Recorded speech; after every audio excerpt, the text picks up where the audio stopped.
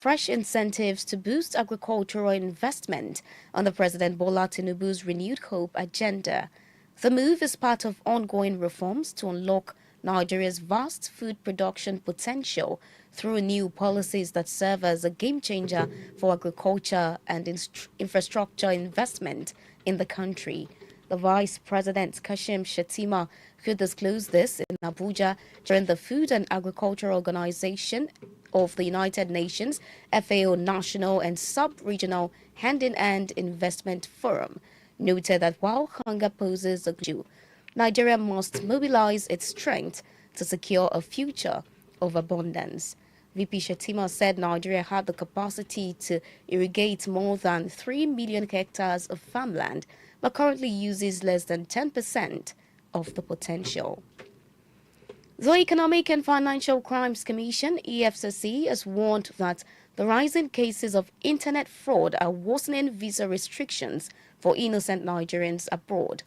The EFCC chairman, OLAKANMI, said fraudulent practices not only destroy the future of those involved, but also tarnish Nigeria's international image, resulting in stricter travel conditions for law-abiding citizens.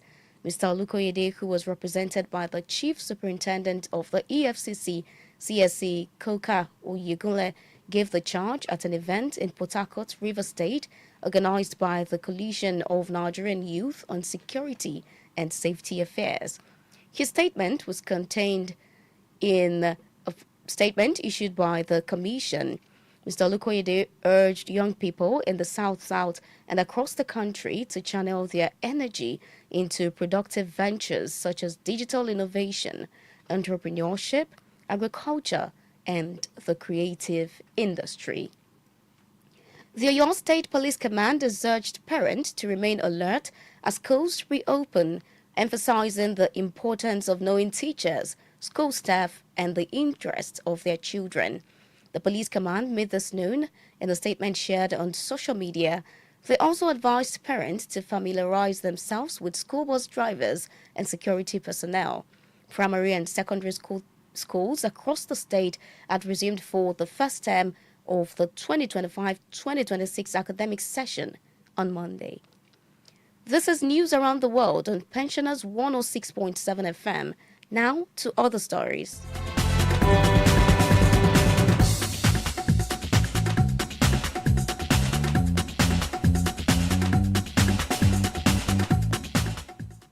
Malawians are waiting to find out who their next president will be as polls have closed in most parts of the country and counting has started.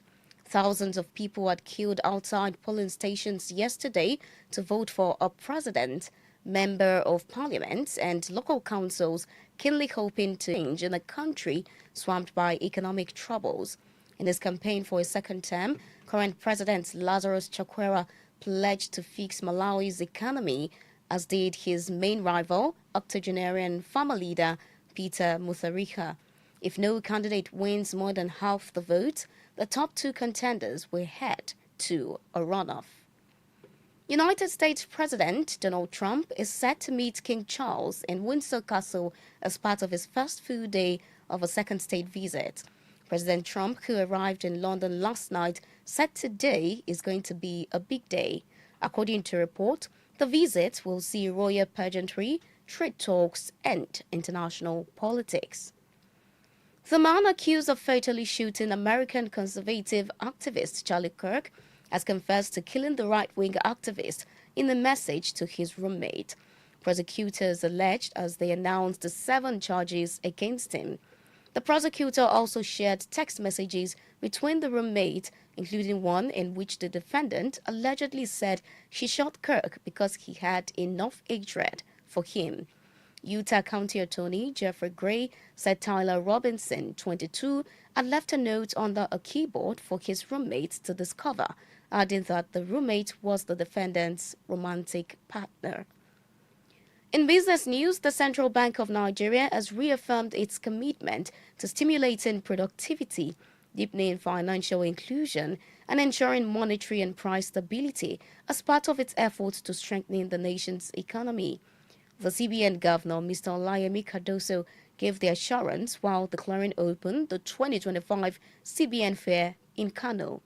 Represented by the Acting Director of Corporate Communications, CBN, Mrs. Akama Ali, Mr. Olayemi Cardoso noted that the fair was designed as a platform for direct engagement with the public on the bank's policies for sustainable economic growth and national development.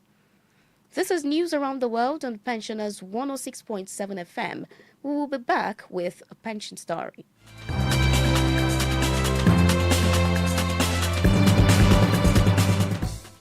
The Coalition of Federal Pensioners of Nigeria says it will embark on nationwide naked protest on the 6th of next month if the government fails to implement pension increment and palliatives. National Chairman of the coalition, Comrade Mukaila Ogunbote, made this known to newsmen in Lagos State. He stated that the pensioners had given the government until this month to settle arrears, increments, and palliatives. According to him, failure to act would leave the pensioners with no choice but to embark on a nationwide naked protest on the 6th of next month. The coalition national chairman further said the protest would symbolically expose government failures and highlight pensioners' grievances before the public. He recalled that in October 2023, President Bola Tinubu approved 35,000 naira for workers and 25,000 naira for pensioners as palliatives. This is news around the world on Pensioners 106.7 FM. We will be back with entertainment and sports stories.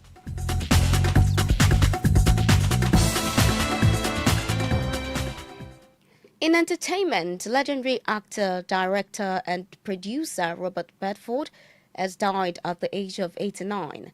According to reports, the Hollywood veteran passed away peacefully in his sleep yesterday at his home in Utah. Redford's longtime publicist, Cindy Berger, confirmed the news in a statement, noting that he died at his residence in Sundance, surrounded by loved ones.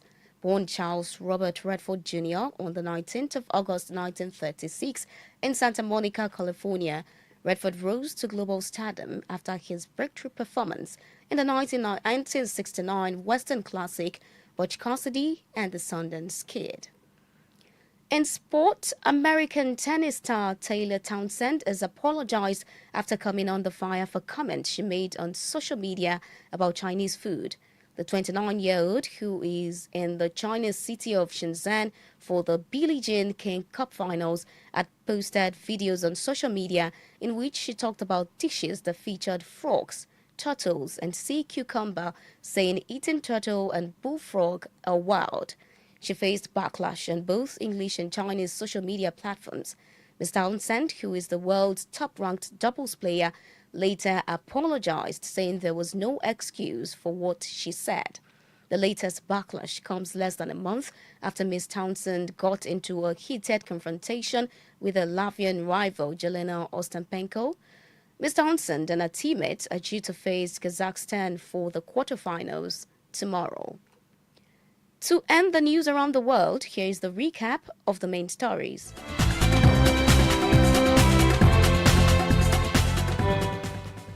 The federal government has announced fresh incentives to boost agricultural investment on the President Bola Tinubu's Renewed Hope agenda. Malawians are waiting to find out who their next president will be as polls have closed in most parts of the country and counting is started. In the world of sports, American tennis star Taylor Townsend has apologized after coming under fire for comments she made on social media about Chinese food. For any information, call us on 0802-237-3535, 0704-315-6453, or email us at pensionersnewsroom@gmail.com. You can also visit us at Oyo State Pensioners House at Barigo Onireke, Ibadan, and on www.pensioners1067fm.com. The news editor is Yetunde Oke. I am WURAOLA OLAKANMI. Thank you for listening. Good afternoon.